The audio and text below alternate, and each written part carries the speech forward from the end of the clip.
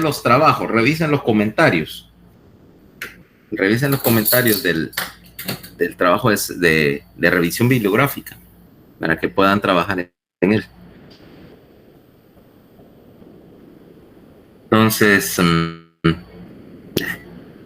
la parte de digestivo es menos interesante que otros, pero bueno, hay que seguir.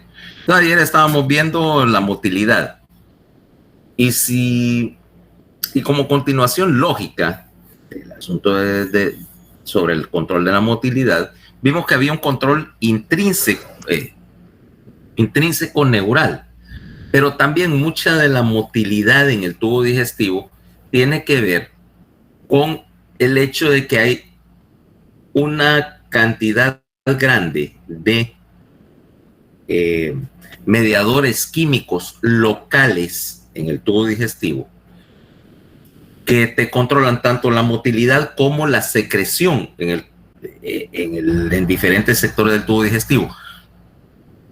Mediadores que son secretados en respuesta a la presencia de contenido, o más específicamente de ¿cómo se llama? Nutrientes específicos o de sustancias específicas en el tubo digestivo, y que te van a ajustar la motilidad, ya sea en sentido de incrementarla o de reducirla. Y dos, una serie de arcos reflejos que tienen que ver también con este control de la motilidad. O sea, no solamente es la simple propulsión peristáltica, sino que también tenés una serie de reflejos que te van a controlar el vaciamiento selectivo de diferentes sectores en el tubo. O sea, tener un control que te permite, por ejemplo, sacar el contenido gástrico en una forma regulada, o sea, vaciar el estómago. Otros reflejos que te ayudan a controlar la propulsión y el vaciamiento de diferentes sectores del intestino. O sea, vos querés pasar contenido, por ejemplo, del duodeno al yeyuno en una forma regulada, o sea, evitar lo que mencionábamos ayer, el problema del dumping, de volcar todo el contenido de un solo a un sector que tal vez no esté preparado para recibirlo. Y así por el estilo, también un último reflejo que te permita vaciar el colon. En otras palabras, si estás haciendo todo este tipo de mecanismos, eso implica lo que vamos a llamar básicamente un reflejo en masa, en el cual haces contracción de todo el sector para vaciar y al mismo tiempo relajar los diferentes esfínteres que te están sirviendo como compuertas entre un sector del intestino y otro. Entonces veamos qué es lo que hay acá. ¿Quién viene tarde? Ah, linda.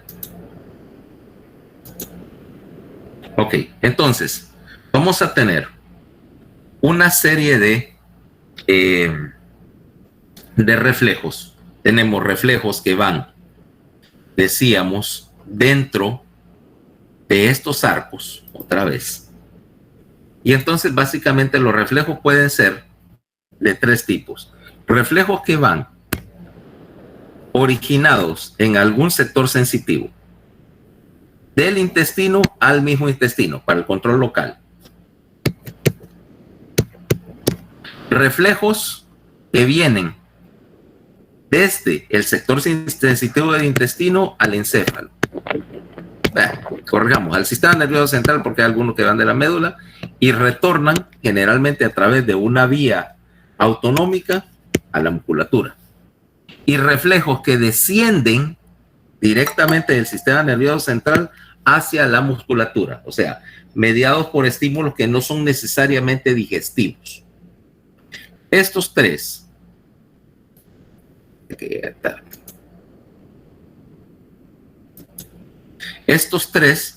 van a ser, como decíamos, locales, o estos que involucran al sistema nervioso central a distancia. Todo bien hasta ahí. Ahora, ¿cómo trabajarlos? Decíamos ayer que hay una serie de estímulos sensitivos mediados por una serie de neuronas que están en la pared del tubo digestivo, tanto en la muscular, pero principalmente, aquí corrigiendo el error, no están en la mucosa, no están en el epitelio, están aquí, debajo de la mucosa.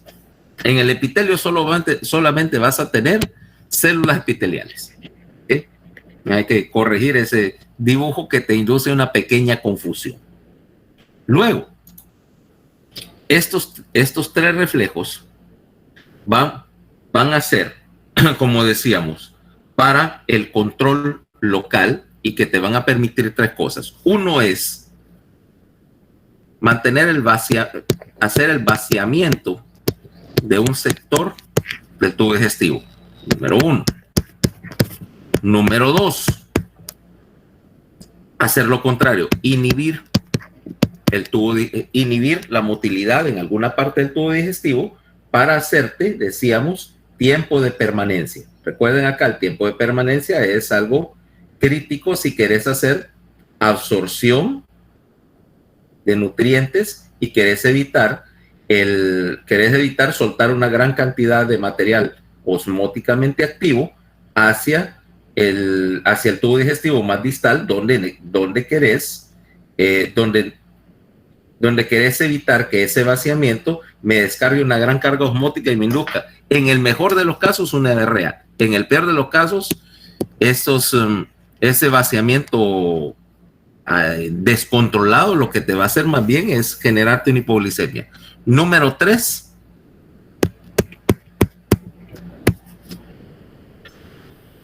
regular la motilidad y la secreción hacia distal. ¿Okay? Entonces, si yo tengo esas tres cosas acá, entonces el mecanismo va a ser similar. Ahora también veamos el hecho de que estos mecanismos reflejos no me controlan con mucha precisión la secreción. Ahí es donde tenemos el segundo tipo de control de la motilidad, que es una mediación química, la presencia de una serie de hormonas que me controlan la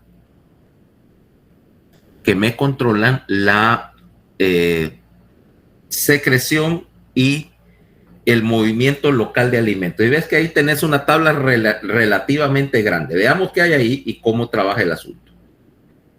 Aquí vas generalmente desde proximal a distal. Mira, vean estas 5 hormonas o mediadores locales: gastrina, colecistocinina, secretina, péptido inhibidor gástrico y motilina. Estos son algunos de ellos, porque vas a tener otros más. Por ejemplo, vas a tener péptido intestinal vasoactivo, vas a tener ¿cómo se llama esta mierda? Que se me acaba de ir, para la liberación de insulina. Espérate, acabo de tener, como dice, un borrón mental, y me acabo de inyectar precisamente con el inhibidor de esa cosa. No, ni glucagón, ni tampoco. Ay, bueno, se me escapa. Y fíjate, me acaba de poner no, yo no me voy a inyectar el glucagón. Eso es literalmente echarle más gasolina al incendio. Ya vamos a ver eso. Ok. Pero sí, efectivamente regulan la liberación de glucagón e insulina. ¿Cuál es la idea? Y tenemos, por ejemplo, GLP-1 se llama. Péptido de GLP-1. Péptido similar, péptido liberador de glucagón número 1, ¿ok? Te modifica la secreción de insulina.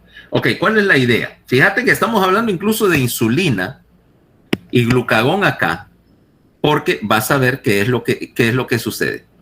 Yo quiero no solamente controlar la secreción de sustancias digestivas, sino también controlar la liberación de las hormonas que me modifican el metabolismo en presencia de alimento. Tomémoslo de esta manera. Vamos a asumir, ahorita viene Paola y se introduce el desayuno, un desayuno nivel campeón. Vaya, ¿qué vas a decirme tu desayuno estándar? Vamos a ver qué tan aburrido es. Ay, no, es que me va a juzgar. Bueno, le voy a decir lo que comí hoy. Comí un bagel. A ver, ¿qué desayunaste? En serio. Un bagel, de verdad. Un bagel. ¿Con? Nadie se los come solos. Hago un huevo así con jamón y queso y cebolla. Ok, está bien. Está bien, excepto por el hecho de que yo lo aceptaría muy bien, excepto por el hecho de que no me gusta el huevo con cebolla, pero lo demás está perfecto. Ahora, y como no te lo tomaste en seco, nadie se come un bacon en seco, lo tuviste que haber bajado con algún líquido.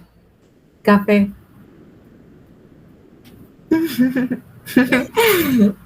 No, doctor, no Coca-Cola. Ok, está bien, no te gusta la Coca-Cola, pero tenemos root beer, particularmente útil en esta casa porque soy el único que le gusta. Los niños dicen que sabe a pasta de dientes. Ok, ahora, si yo me meto esa carga de azúcar al tubo digestivo, vamos a ver tu desayuno. O sea, asumo que el café le metiste azúcar, para nuestro ejemplo. No voy a responder eso. 4 cucharadas, entonces. No, no le eché azúcar. No le es que le echo canela y... ¿Cómo es que se llama? Cardamomo y sabe bien. Ajá, lo del cardamomo es una excelente idea. Lo de la canela no me da tanto. A mí la canela va en el té. Pero bueno, café con cardamomo definitivamente es algo, es una muy buena idea. Ahí sí estamos de acuerdo. A lo que quiero llegar es lo siguiente. Tenés una carga de, bueno, si no de azúcar, tenés una carga de almidón. El producto del bagel, ¿va? Ahora, ese almidón se va a degradar a azúcar. Las enzimas, tus amilasas lo tienen que degradar a azúcar. Resultado, va a caer una carga de glucosa al duodeno donde va a empezar a absorberse. Resultado, al absorberse ese azúcar, tu glucosa plasmática va a subir. ¿Cabal? ¿Qué tenés que hacer para evitar un subidón de glucosa al momento que esto caiga al duodeno o al yeyuno? Tenés que empezar a secretar insulina y la insulina necesita un poquito de tiempo para empezar a trabajar. Resultado, si yo tengo un mecanismo en el cual la caída de este alimento al estómago es capaz de secretar algo que me induzca la producción de insulina, estoy secretando insulina profilácticamente. Yo sé que hay alimento en el estómago y necesito insulina cuando esto caiga al duodeno. Resultado, voy a meter una célula sensora que detecte la presencia de azúcar en el estómago y genere una respuesta de liberación de insulina en el duodeno. O sea que cuando ese alimento caiga al duodeno ya estás lista. 2. Así como liberaste insulina para deshacerte del exceso de glucosa, también te metiste una razonable dosis de proteína. Y la proteína es una de las cosas que necesita más tiempo de trabajo. Aparte de tiempo de trabajo, necesitas otra cosa para ocuparte de esa proteína y son todas las enzimas proteolíticas. Resultado, sensor en el estómago induciendo al páncreas que suelte enzimas proteolíticas al duodeno.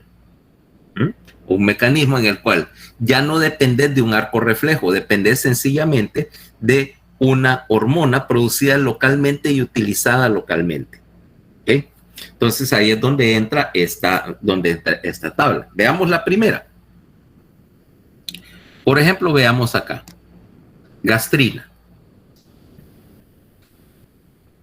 Inducido por la presencia de proteína en el estómago, por la distensión del estómago, obviamente, por el alimento, y fíjate bien, un estímulo nervioso en el cual la detección de ácido te bloquea la liberación de gastrina para evitar que soltes un montón de ácido al duodeno y para permitir que el ácido tenga tiempo de trabajar. Y, mira, estimula la producción de ácido, un mecanismo de retroalimentación ahora en el cual tenés producción de ácido inhibiendo a la gastrina y por lo tanto manteniendo un nivel relativamente constante de pH en el estómago y generando crecimiento de la mucosa para, obviamente, para producir el moco que evita que el ácido te ataque a vos mismo. Luego, segunda hormona, colecistocinina. Presencia de alimento difícil de digerir, en particular grasa. Te metiste una buena cantidad de grasa en el bagel este, ¿no? ¿El queso crema? Y no le habías echado jamón y huevo. Es que le unto queso crema, hago el huevo con una capa de jamón, queso, le doy vuelta y lo pongo en el bagel. O sea que ese bagel es de la altura de una hamburguesa doble.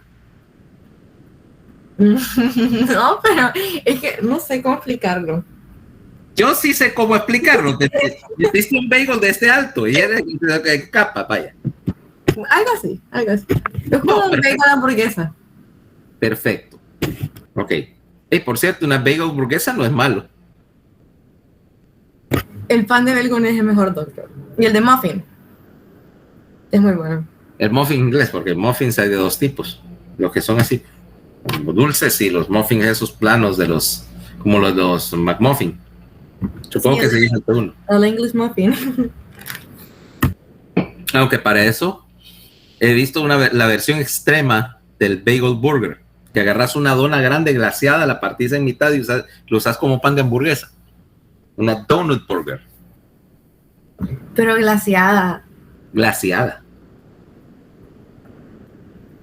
Obviamente es un invento de Estados Unidos, ¿verdad? Los únicos que se le ocurriría meterse esa bomba de calorías, pero fíjate que la combinación no es mala. Y el hecho de combinar dulce con carne, no, porque si fuera una mala idea, no existirían las hamburguesas con salsa teriyaki. Otra de las, o sea, si aquí estamos, el seminario va a ser de suplementos nutricionales, pero el resto del semestre vamos a hablar de todas las cosas que son exactamente lo opuesto. Sí, doctor, nada que ver con los temas de seminario. No, o sea, aclaremos una cosa.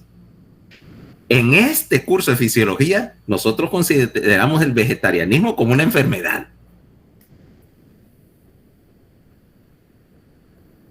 Ahora, vamos a ver, en la presencia de grasa, esta colecistocinina, lo que estás haciendo, mira, es mandar la secreción de enzimas pancreáticas, principalmente proteasas.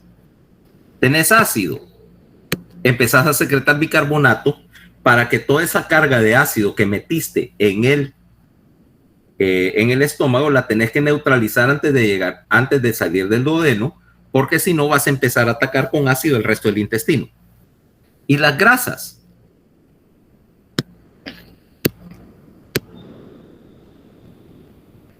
Mandar una contracción de la vesícula biliar y secreción del páncreas de todas las lipasas. O sea, estás haciendo que cuando caiga,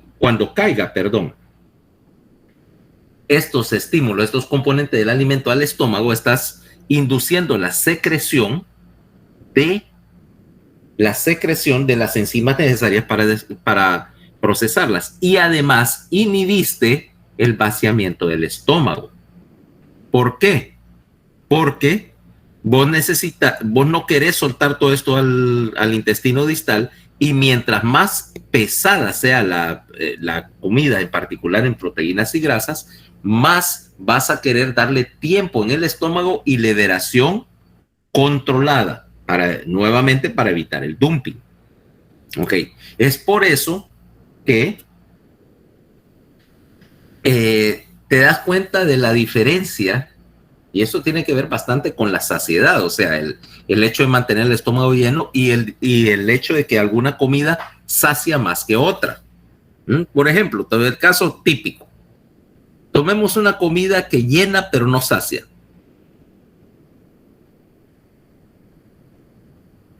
¿Sí? 500 calorías en forma de ¿Vegetales? Vegetales. Ok. Y es cierto, te va a dar secreción de gastrina en cierta cantidad por la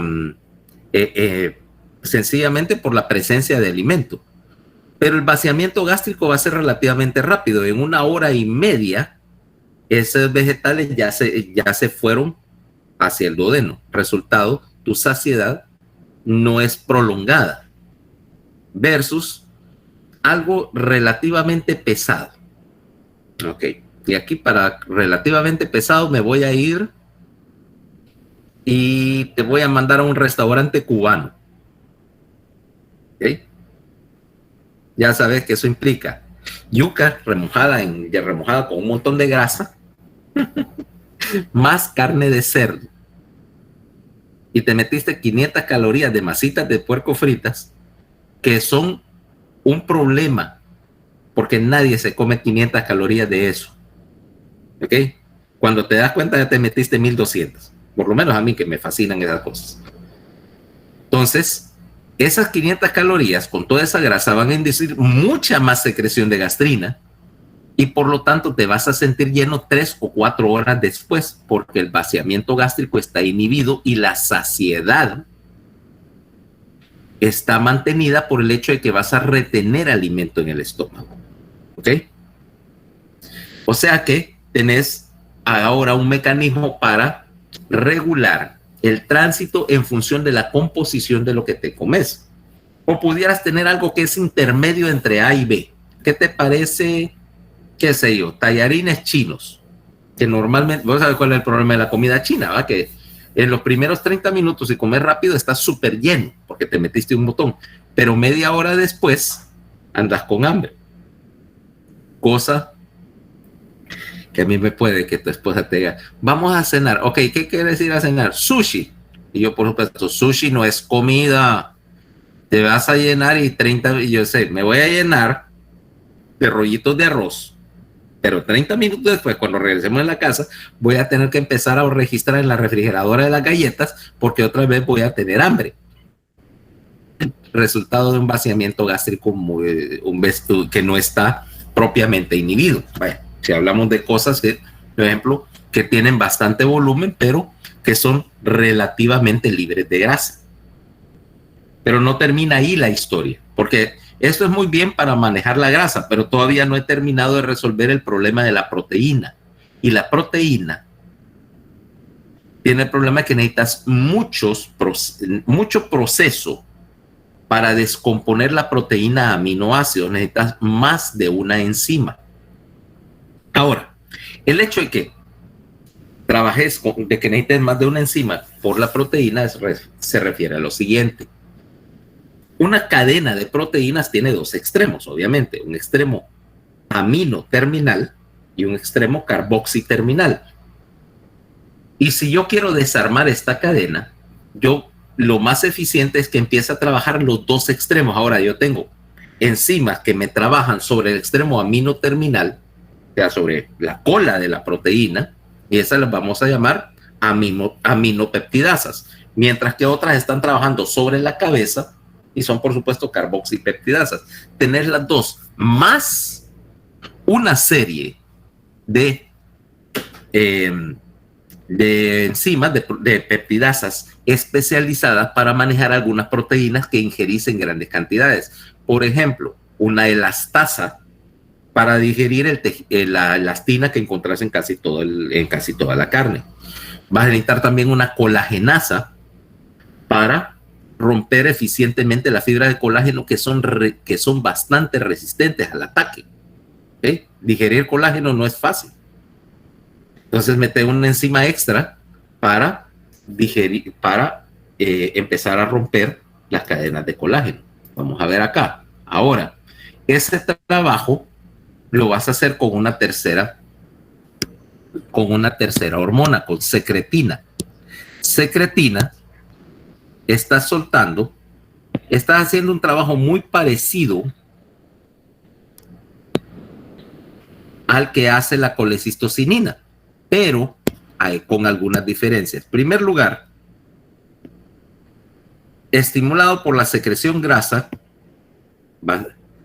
y por la producción de ácido, vas a producir pepsina para romper proteínas y bicarbonato para neutralizar el ácido otra vez, más inhibir, fíjate ahora, la producción de ácido, por dos razones. Uno, no querés, igual que en el caso anterior, soltar un montón de ácido del duodeno, pero dos, la pepsina trabaja en medio alcalino. Si yo echo ácido junto con la pepsina, la neutralizo, por lo tanto la secretina, secretada al mismo tiempo que la colecistocinina, también me bloquea la producción de ácido para evitar que destruya la misma enzima que acabo de intentar poner a trabajar. Ahora mira lo que pasa. Veamos las últimas dos. Péptido inhibidor gástrico.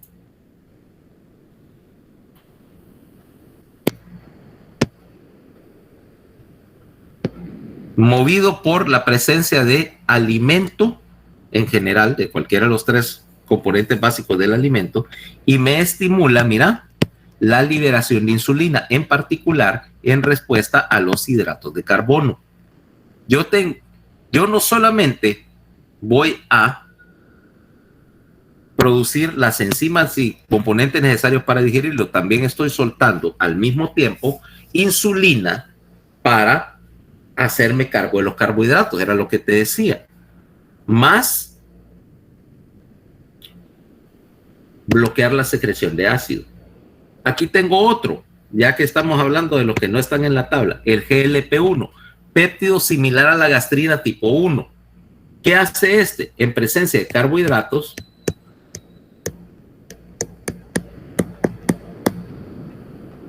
aumentarme la liberación de insulina y además disminuir la motilidad. Disminuir la motilidad en el estómago. Resultado, los almidones en particular, o los carbohidratos más complejos, vos querés disminuir la motilidad para darle tiempo a las amilasas en el salival en particular, que están en el estómago, darle tiempo a romper las cadenas de almidón. ¿Okay? Por lo tanto, querés bajar la motilidad y evitar soltar almidón no procesado al intestino distal, porque el almidón es osmóticamente activo, si no te has dado cuenta, ¿va? Probá, de hecho, en casa. Ver qué es lo que pasa, agarrar un poco. ¿Tenés maicena en casa? ¿No? ¿Tienen maicena en casa? Sí hay, sí hay. Agarra un poco y echarle un poquito de agua y ves cómo se infla, ¿va? Es osmóticamente activa. Chupa agua.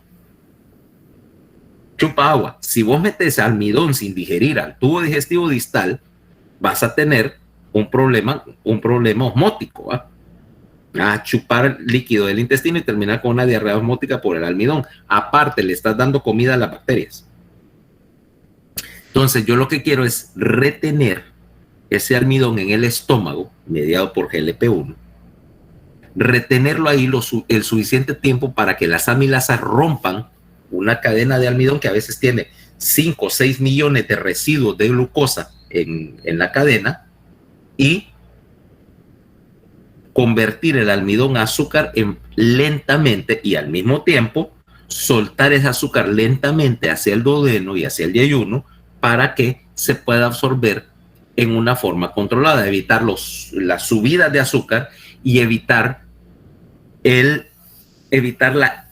hipersecreción de insulina, y eso lo veremos cuando hablemos de carbohidratos, porque es una de las cosas que tenés que saber cuando manejas diabetes, es el hecho de que parte del problema no es sencillamente la subida de azúcar, también el problema es de cómo regular la producción de insulina.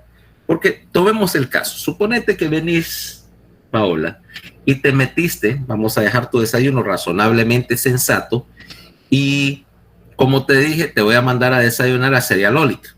¿Ah? Y tu desayuno del día es para una tarea, ¿va?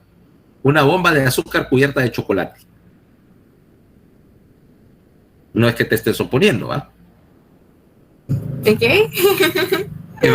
Que por hoy, para nuestro ejemplo del día, tu trabajo es ir a Cerealolic y meterte una bomba de azúcar cubierta de chocolate.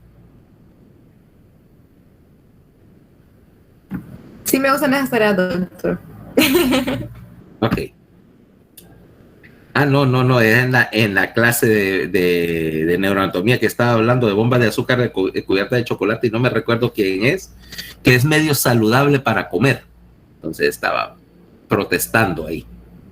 Decía que no, que eso no era racional. Le digo, bueno, si yo actuara racionalmente no estudiara medicina. Ahora, te metiste una bomba de azúcar cubierta de chocolate de desayuno. 600 calorías casi en forma de glucosa. Un tazón así de cereal. El problema es que, bueno, tu páncreas puede producir suficiente insulina para deshacerse de toda esa azúcar, pero el problema es que soltaste un montón de insulina ahora. Ese azúcar se absorbió y ahora tenés un montón de insulina circulante y no tenés azúcar para la cual responder, ¿va? Entonces, ¿qué pasa con ese montón de insulina? Vas a tener un pico con la glucosa plasmática y luego una caída producida por la hipersecreción de insulina. Vas a caer en hipoglicemia y vas a tener que montarte un montón de mecanismos de contrarregulación. Yo no quiero soltar nunca insulina en grandes cantidades y es una de las razones por las cuales, por mucho que te digan que el manejo de la diabetes sencillamente es póngale la insulina que hace falta, el problema no es que yo te pueda dar 10, 20, 30 unidades de insulina, es que te las estoy dando en una sola inyección, porque es un solo porrazo de insulina. Y no es el mecanismo fisiológico de liberación. Resultado, vas a tener oscilaciones. Yo quiero amortiguar las oscilaciones y entonces lo que hago es que la secreción de GLP-1 me mantiene no solamente la liberación de insulina, sino que me está regulando la manera en que lo secreto. ¿Okay? Y así por el estilo. Por ejemplo, tenemos al contrario. Y tenemos, por supuesto, hormonas que van a ser contrarios a todos estos mecanismos de secreción. Tenemos dos en particular. Uno es la motilina, que es un mecanismo para estimular la motilidad. Mira, en presencia de algunos estímulos, grasa y ácido y otros mediadores, vas a estimular la motilidad en forma selectiva. El otro es el péptido intestinal vasoactivo, que me hace dos funciones en respuesta a lo mismo. Uno es, al contrario, modular en forma descendente e inhibir la motilidad y hacer al mismo tiempo vasodilatación para permitir absorber todo el alimento que acabas de digerir. Así sucesivamente. Ahí hay un montón de mediadores. O sea, de hecho, la lista bien llena en la página. Pero lo que quiero es enseñarte aquí cómo, más o menos en forma de ejemplo, cómo tenés una serie de diferentes mediadores que te están produciendo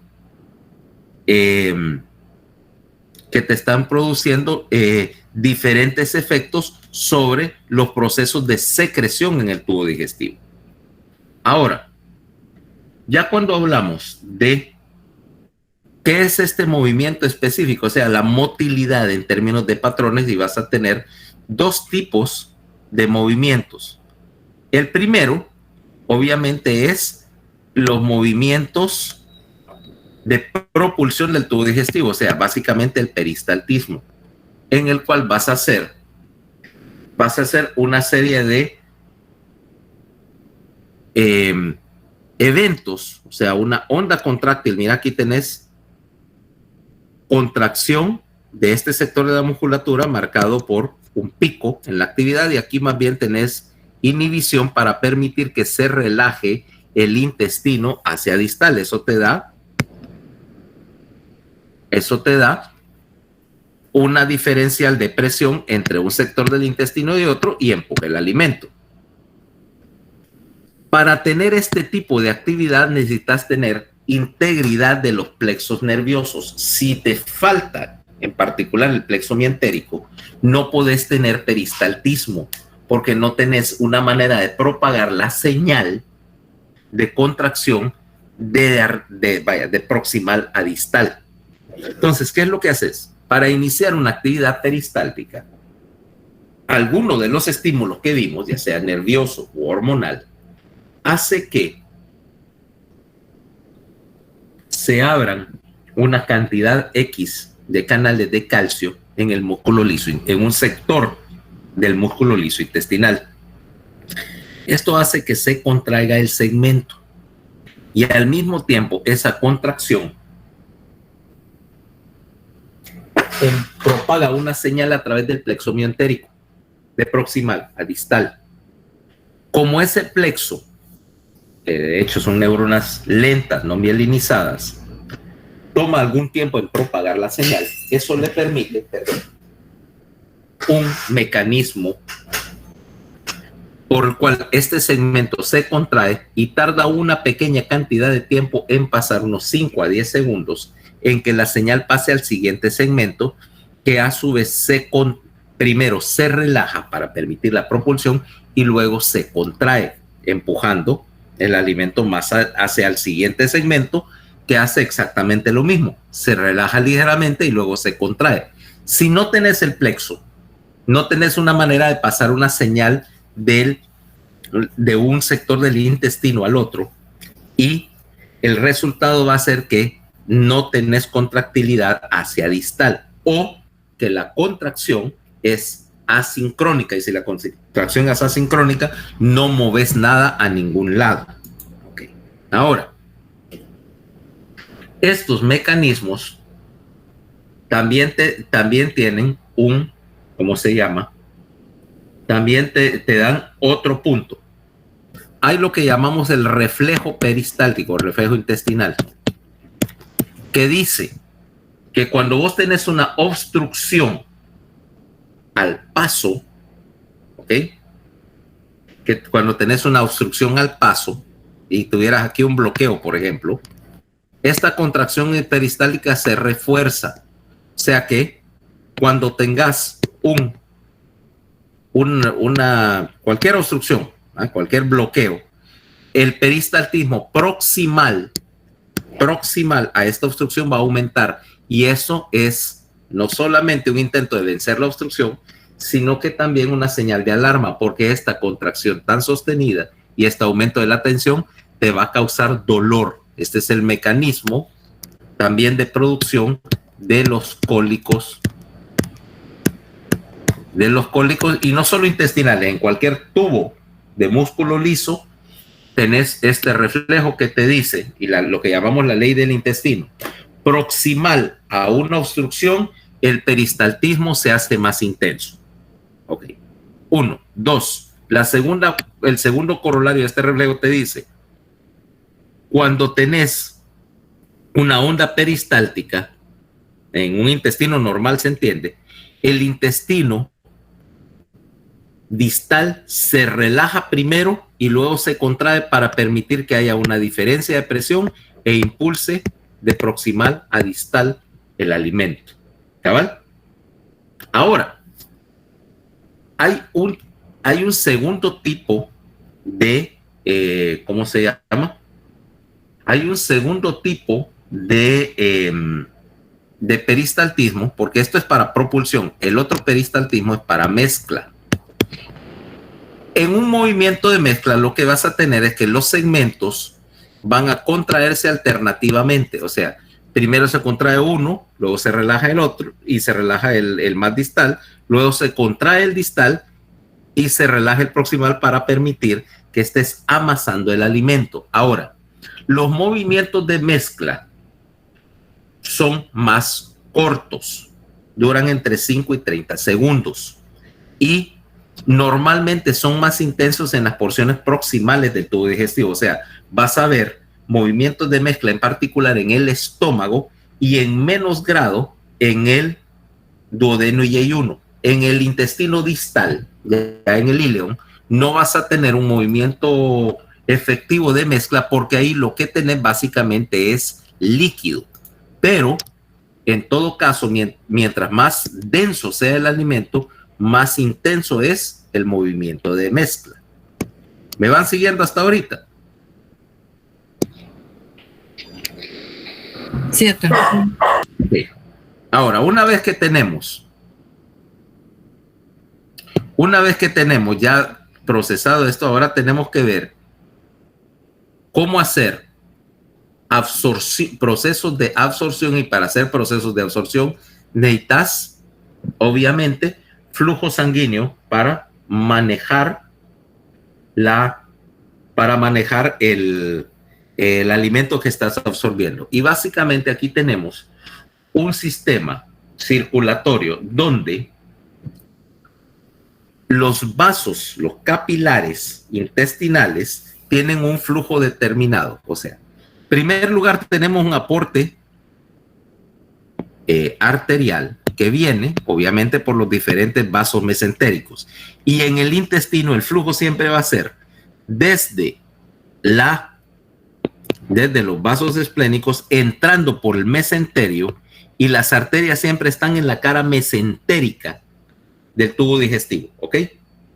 Siempre hacen una corona, se distribuyen en una red capilar y luego los capilares intestinales van a converger en la vena, en una serie de venas, y las venas intestinales, perdón,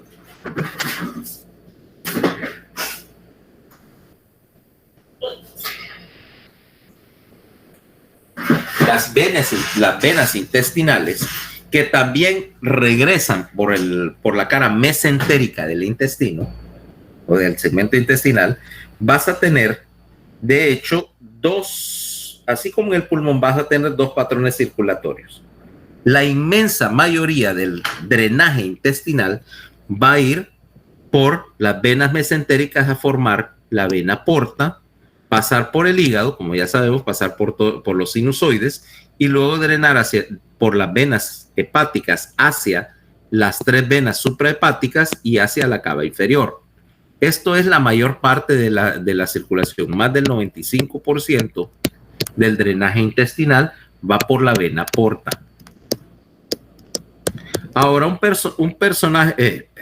porcentaje pequeño, 5% o menos, que representa la irrigación de la pared, no, ¿cómo se llama? Va a drenar a través de las que llamamos derivaciones portosistémicas, las venas umbilicales, las venas epigástricas inferiores, etcétera, que van venas sistémicas. ¿Ok? Pero quiere decir que la mayor parte del flujo sanguíneo tiene que pasar por un sinusoide hepático y ser filtrado por el hígado antes de regresar a la circulación general.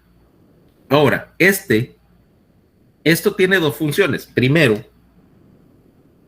porque a pesar de que tenés una serie de mecanismos en los vasos intestinales o en la pared intestinal para evitar que se trasloquen bacterias y otros indeseables por ahí, aún así algunas bacterias logran atravesar la pared intestinal y caer hacia la circulación. Por lo tanto, estas bacterias que están traslocándose van a ser detenidas acá por las células de Kupffer y todas las células reticuloendoteliales. Número 1, filtrado. Número 2, si yo te dijera que en principio ese bajel o algunos de los componentes de él pueden ser potencialmente tóxicos. ¿Qué dirías?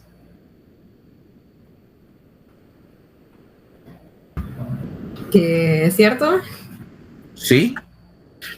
De hecho, acordate que hay un montón de componentes. Bueno, tóxicos no en el sentido necesariamente de que sean un veneno, sino porque de hecho, contienen cosas como aminoácidos libres y otras cuestiones que pudieran tener funciones de mediador.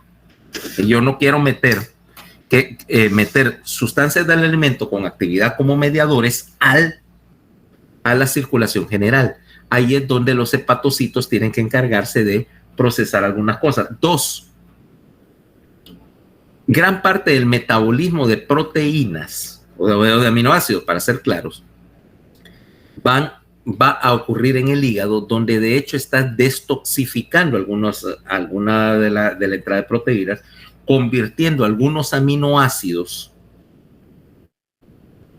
a formas que puedes utilizar metabólicamente. ¿Okay? Acuérdate, no todos los aminoácidos son proteicos y vos tenés un mecanismo para convertir aminoácidos que no son utilizables para proteína, convertirlo en algo que sí lo es, ¿ya?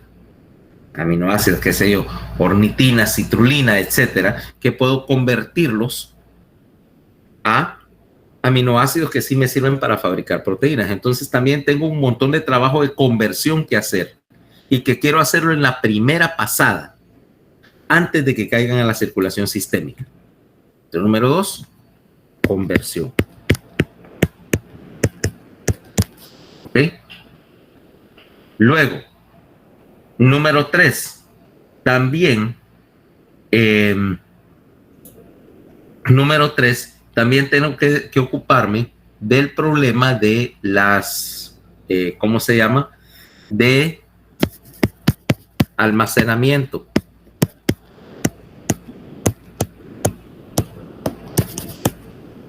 ¿Te acordás que hace unos minutos te metí un montón de azúcar, ¿va? Y nosotros queremos que tus niveles de azúcar no anden muy arriba, porque si normalmente me dicen que vos andás como Speedy González en condiciones normales y te meto un montón de azúcar, nadie te va a aguantar. ¿Correcto? Roberto es bien exagerado, doctor. Roberto, ¿qué tan exagerado sos? No le haga caso, doctor, no le haga caso. O sea, sí se acelera con el azúcar. Un poquito. Bueno, vamos a preguntarle a alguien que sea imparcial. Irma. La verdad que no la he visto en esas condiciones, pero ya sin azúcar es bastante hiperactiva la muchacha. Ok, ya. Descanso mi alegato. Entonces, yo no quiero que andes un montón de azúcar. Segundo lugar, acordate que gran parte de todos estos procesos dependen de que si vos estás utilizando azúcar como tu fuente primaria de energía y tu metabolismo no permitir almacenar azúcar, tendrías un problema grave. Y es que yo estoy consumiendo azúcar acá, pero no necesariamente tengo una fuente permanente de hidratos de carbono disponibles. Y según tu modelo de trabajo evolutivamente, vos no estás programada para comer continuamente, ¿ok? Eso de dedicar un montón de tiempo de tu actividad diaria al alimento no es una cosa muy productiva. Ahora, yo recibo una carga suficiente buena de carbohidratos. Acordate, estamos hablando aquí en fisiología, la fisiología no tenemos que verla en función de nuestra actividad moderna en 2022, que tenés literalmente un suministro ilimitado o constante de alimento, porque yo pudiera decir, ok, voy a manejar mi ingesta de carbohidratos de esta manera, yo estoy consumiendo, qué sé yo, 5 gramos de azúcar cada 30 minutos. Si tuviera un montón de gomitas acá y cada cierto tiempo estoy una gomita, ¿va? La naturaleza no funciona así. Entonces ahora viene Paola, ¿ok? Viene Paola y vamos a retrocederla en el tiempo. ¿Cómo se miraría Paola hace 50,000 años? Con un huesito en la nariz y una piel de leopardo así envuelta con un vestido a lo Vilma Picapiedra. Entonces viene Paola por ahí con su lanza o como se llama, su arpón por ahí, y se encuentra algo que tiene muchos carbohidratos. Bueno, supónete que de alguna manera encontraste alguna fruta. Ingeriste los carbohidratos, los absorbiste, pero ¿cuándo va a venir tu próxima dosis de carbohidratos? Nadie lo sabe, ¿no? Entonces yo quiero almacenar lo que pueda almacenar de reserva de alimento para un día en que tal vez no encuentre. Ahí es donde viene el trabajo del hígado. Número 1, almacenar todo el exceso de carbohidratos en forma de glucógeno en el hígado y preparar un porcentaje menor para almacenarlo en el tejido muscular, secundariamente. Y 2, procesar las grasas para poderlas transportar. Acuérdate que toda la grasa está regresando por los linfáticos intestinales, no por la circulación, sino que las grasas se absorben por los linfáticos, entran a la circulación y los pasas por el hígado para convertir esa grasa libre, por así decirlo, en lipoproteínas que sí podés mandar por el sistema vascular para almacenarlos en el tejido adiposo. Y esa grasa querés conservar o aprovechar la mayor parte de ella, porque desde el punto de vista nutricional o desde el punto de vista funcional, la grasa es un alimento muy valioso por 2 razones. La primera es una reserva concentrada de energía. 2, ¿qué tan fácil es de encontrar grasas en la naturaleza? Son en algunos animales o aguacate. Ok, bueno. Ninguna de esas cosas, si implica de origen animal, implica que tenés que capturar ese animal y comértelo. No es la proposición más fácil. Y 2, las grasas de origen vegetal. Tomemos el aguacate, que por cierto hay un trabajo evolutivo bien interesante que dice que el aguacate es hasta cierto punto una contradicción desde el punto de vista ecológico, ¿sabías? ¿Cómo así, doctor? Mira, todo fruto de cualquier tipo es un mecanismo por lo cual una planta dispersa su semilla. Entonces, se dice, o por lo menos una teoría interesante te dice que los aguacates no deberían estarse extinguiendo, de no ser por los humanos, porque fueron hechos para que de todas las especies fueran probablemente consumidos por mamuts y perezosos gigantes. Porque la idea de la fruta era que te comieras la fruta con la semilla y luego fueras a dispersar esa semilla unos cuantos kilómetros más allá, después de haber pasado por el tubo digestivo. O sea que tenías una semilla dura como la del aguacate que resiste al paso por el tubo digestivo y luego el animal que lo consuma lo va a defecar junto con una buena cantidad de desechos nitrogenados, le hace de abono. Ahora, ¿cuántas y cuáles especies sabes que pueden tragar una semilla de aguacate entera? Pocas. Y como son originarios de Mesoamérica, probablemente eso solo incluye mamuts y perezosos gigantes. Entonces dice, cuando se extinguieron, los aguacates iban a extinguirse de no ser porque encontraron otra especie que podía procesar la semilla y eran los humanos. No, pero no porque nos comamos la semilla, sino porque teníamos la habilidad o la tecnología para sacar la semilla y sembrarla. De hecho, te das cuenta de una cosa. ¿Nunca has intentado sembrar una semilla de aguacate? No, pero no es fácil. No. Si yo planto una semilla de aguacate en la tierra, no sale. Es bien Normalmente difícil, se tiene que poner en agua y no esperar que poner salga en agua, 6, que no sé qué.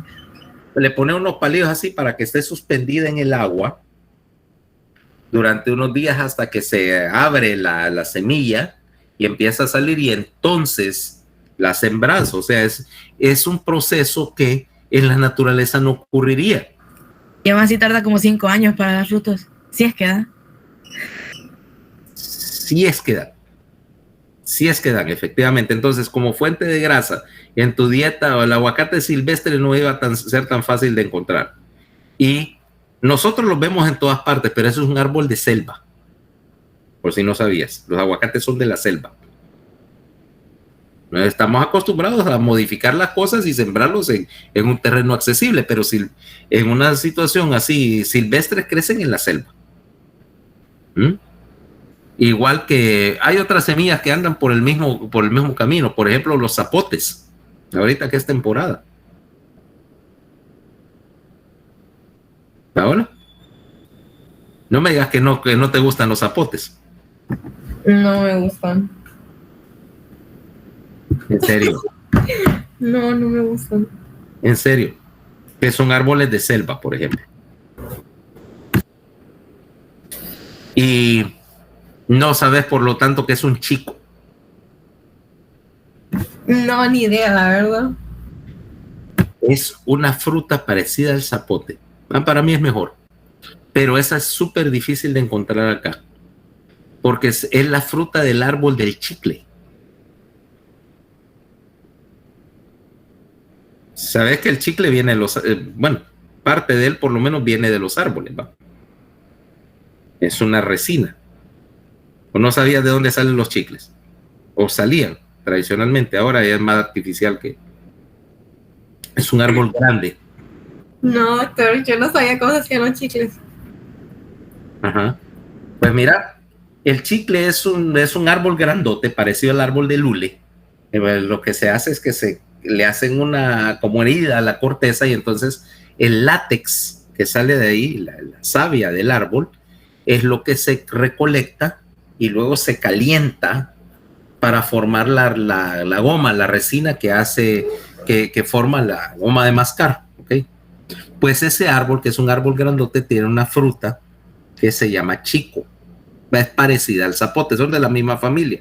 Una fruta así redonda, más pequeña que el zapote, de un color, el interior es de un color como amarillo anaranjado, más claro y más blando que el zapote.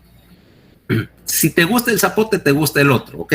Si no, pues es una cuestión, ya es una cuestión discutible, pero sí, pero todos tienen esas características, son semillas grandes, entonces es un poquito paradójico que cómo es que evolucionaron, porque no son fáciles de dispersar. Ahora, volviendo al asunto del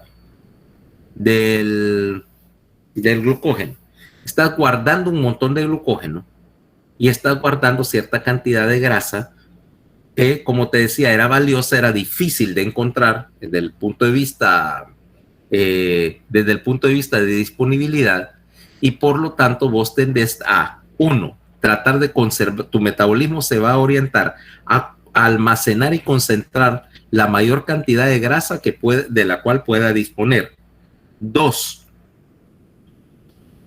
a valorarlo desde el punto de vista de recompensa. A vos te satisface más, y siempre será así, una X cantidad de calorías en forma de grasa concentrada que X cantidad de calorías en forma de carbohidratos. Tus mecanismos cerebrales de recompensa van a ir orientados a eso. Y 3, fíjate que la grasa sigue siendo una de las cosas más difíciles de obtener en cierto sentido, desde el punto de vista económico, incluso modernamente. Mira, por ejemplo, cuánto te cuesta X cantidad, 1 kilo o 1 libra de mantequilla versus 1 libra de vegetales, ¿eh? Aunque su contenido calórico es mayor, pero el costo se refleja notablemente. O 1 kilo de bacon, por ejemplo, a pesar de que ahora es más disponible, pero 1 kilo de bacon es más caro que 1 kilo de carne, si no te has dado cuenta de ese detalle.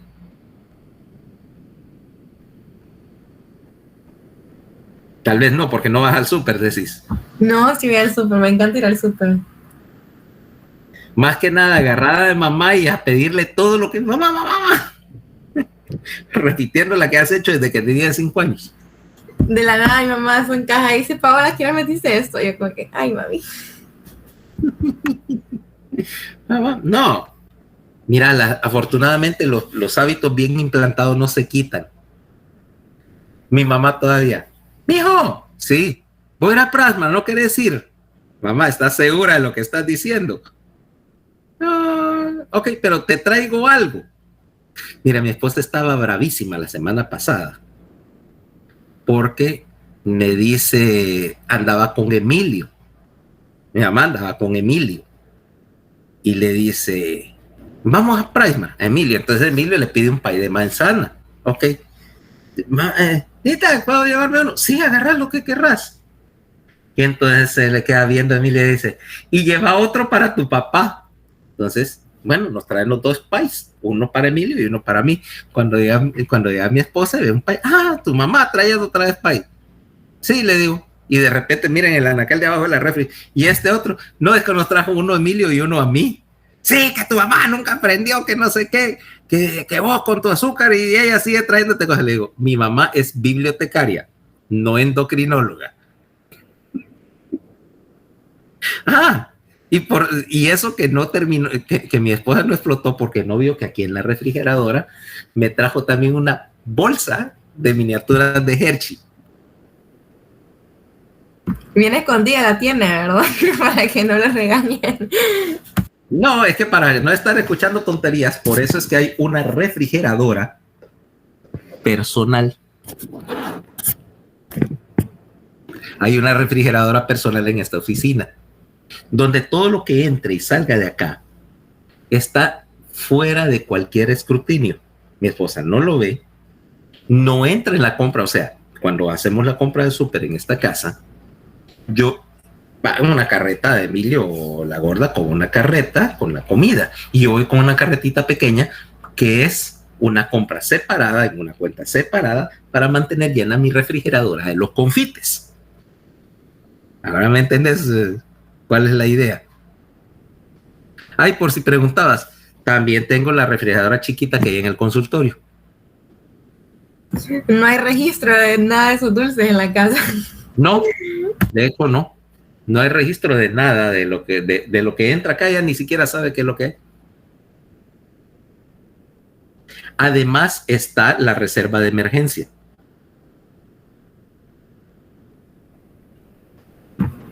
Emilio. No. Escondido. Emilio tiene su reserva de emergencia, su uso diario acá en su cuarto. Pero no, hay una segunda reserva de emergencia. Acordate. Donde doña Carmencita. Exacto, vivo a 2 cuadras de casa de mamá y mamá tiene una refrigeradora, y como mi hermana tenía un negocio ahí de pollos que nunca trabaja, que lo puso pero nunca lo usa, pero se fue a comprar una de esas cámaras frías, de esas para guardar refrescos, como la que tenés en los restaurantes. Tienen una refrigeradora para refrescos tamaño restaurante, y por supuesto está llena. Llena de Coca-Colas. Y de gelatinas, flanes, pastel, todo lo que se te ocurra está ahí. Porque también mi papá no, sabes que él no toma otra cosa que agua, que Coca o Pepsi. Yo tengo 52 años y nunca lo he visto tomar agua. Entonces tienen una refrigeradora de emergencia. Ahí tengo yo mi segunda reserva estratégica. ¿Cómo es posible eso, doctor? No creo que aunque sea un vasito no lo haya visto tomarse. No, él dice que el agua es para bañarse y llenar radiadores. Así, textualmente. Aunque sea para tomarse una pastilla, no sé, para tomarse un pan tieso, yo no sé, cuando se está atragantando, ¿qué toma? No, o sea, Coca-Cola, un traguito, aunque sea. agua, no. Mi papá dice que la única vez que tragaría agua es si se estuviera ahogando y sabe nadar muy bien.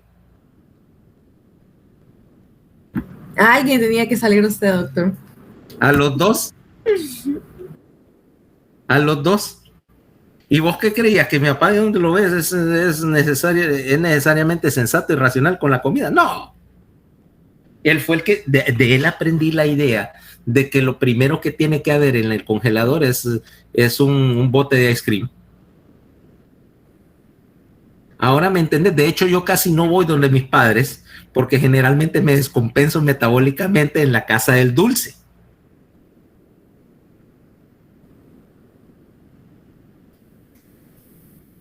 ¿Ves? Y mi abuela era igual conmigo, o sea que yo no es que me hubiera perdido nada con mis abuelos, eran peores incluso. Vaya, te voy a decir, la mamá de mi mamá, si te imaginas, si mi mamá es alcahueta, ¿cómo habría sido mi abuela? Así es como ella es con Emilio. Era peor. Ya murió, por supuesto, la viejita murió hace años, pero ¿a qué niño de 9 años le abren cuenta en una trucha?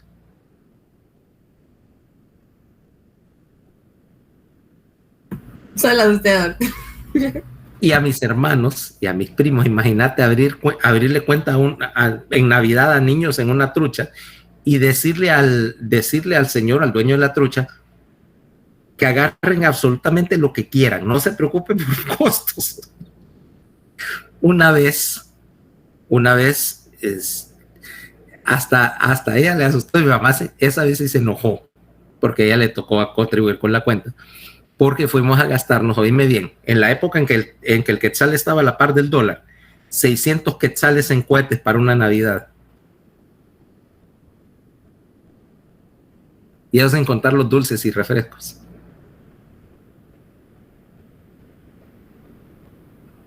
¿Y eso fue por nietos o entre todos? Entre tres. Pero estamos hablando que era un promedio de $200 en pólvora por persona. Y en Guatemala que la pólvora era barata.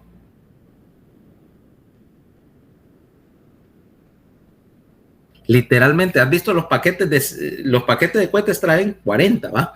Pero los paquetes rojos de cohetes, son unos cajotas así que tienen 60 cajetillas de cohetes. Una por persona. Y si se acababa, ibas por más.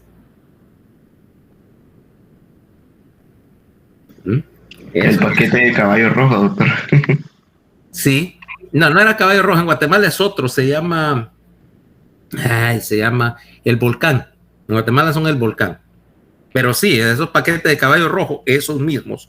Uno por persona. O sea, ese cuento de que los niños en Navidad, que a mí me puede decir, no, que los niños no deben manipular pólvora. No, los niños no deben manipular pólvora, los muy pequeños. Pero a cierta edad vos tenés que enseñarles. Yo nunca me quemé con un cohete. Nunca, pero no éramos brutos. Éramos niños, pero no brutos. Ok, entonces regresando a la circulación, para terminar. Entonces estás haciendo esto. Ahora, ¿cómo trabaja el asunto? ¿Cómo trabaja el patrón circulatorio ahí en términos de la circulación intestinal? No vamos a meternos en la anatomía de la arteria mesentérica, porque ya todas la sabemos, ¿va? Pero sí veamos algún poquito sobre el patrón circulatorio. Aquí lo que tenés, como decíamos, los vasos en la mucosa tienen una distribución en forma de lo que llamamos una corona, o sea que los vasos van desde el borde antimesentérico, aquí están en el colon, pero funciona igual, hacia el mesenterio, en este patrón, y luego estos hacen lo que llamamos coalescencia, mira, suman para formar los vasos mesentéricos. En otras palabras, todo el patrón en el intestino está segmentado. Cada uno de estos segmentos por ejemplo, de colon o de intestino, un asa de intestino, tiene su propia rama, tanto de la arteria como de la vena mesentérica, que está trabajando así en arco para drenar, irrigar o drenar ese segmento. Y cada una de estas arterias o venas es capaz, tiene músculo y es capaz de contraerse independientemente. Por lo tanto, el riego al intestino es un riego segmentario. Lo que entre segmento y segmento vas a tener estas arterias arciformes que me hacen anastomosis entre los segmentos, pero quiere decir que yo puedo cortar o aumentar el riego a un segmento independientemente de los demás y suplirlo en caso de que haya obstrucción de las arterias proximales, suplirlo a través de un arco vascular, de una arcada. Okay. Ahora, vamos acá. Ahora tenés esto a nivel ya más pequeño, en un capilar vas a tener dos cosas. Mira, la distribución del flujo, que es lo que te interesa acá, es que siempre va a venir subiendo la vellosidad el flujo arterial y luego distribuirse por toda la red capilar que está debajo de la mucosa y luego regresar, o sea que la sangre entra, da la vuelta y regresa. Ahora, aquí, mediante este patrón, puedes manejar carbohidratos y manejas proteína. Pero la concentración de grasa en el alimento normalmente no es capaz, es demasiado alta para que los capilares lo agarren. Por lo tanto, la grasa drena siempre por el linfático y el linfático siempre tiene una posición central en la vellosidad. Cada vellosidad intestinal, por lo tanto, tiene una red capilar y un linfático central. ¿Okay? Ahora, ¿cómo regular el flujo? A través de todos estos. ¿Cómo regular el flujo particular a nivel capilar? Y aquí es donde tenemos que el flujo sanguíneo va a ser controlado por tres cosas. La primera son el control del flujo sanguíneo mediado por hormonas, colecistocinina, secretina, péptido intestinal vasoactivo, gastrina y bradicinina, que es otro mediador. Y bradicinina, esos son los 5 grandes acá. Más un estímulo secundario que representa la concentración de oxígeno en las células del epitelio. Cuando las concentraciones de oxígeno, reflejando el aporte arterial, caen, estas células del epitelio son capaces de mandar una serie de mediadores para dilatar la arteriola entrante o la arteriola aferente de la vellosidad. Por lo tanto, aquí tenés dos mecanismos de control, mediado por oxígeno y ajustado por estos mediadores en presencia de alimento. ¿Ok? Entonces, bueno, aquí vamos a quedarnos y mañana vamos a seguir con los procesos de mezcla y absorción y de secreción de diferentes productos en el tubo digestivo, o sea, propulsión y mezcla. Capítulo 63 para aquellos que quieran leer el respectivo pedazo de Guyton para mañana, ¿ok? Suponiendo que no se aplique el feriado, yo estoy deseoso de ese feriado. Si cae viernes del evento, entonces el lunes no hay clase, etcétera, etcétera. ¿Ok? Okay. Ojalá. Lástima que no lo avisen con tiempo. Va a ser un evento sorpresa, porque lo ideal es que para suspender actividades y que todos tengamos tiempo de estar frente al televisor viendo el momento en que lo suben al helicóptero. o al avión. No sé en qué lo van a llevar.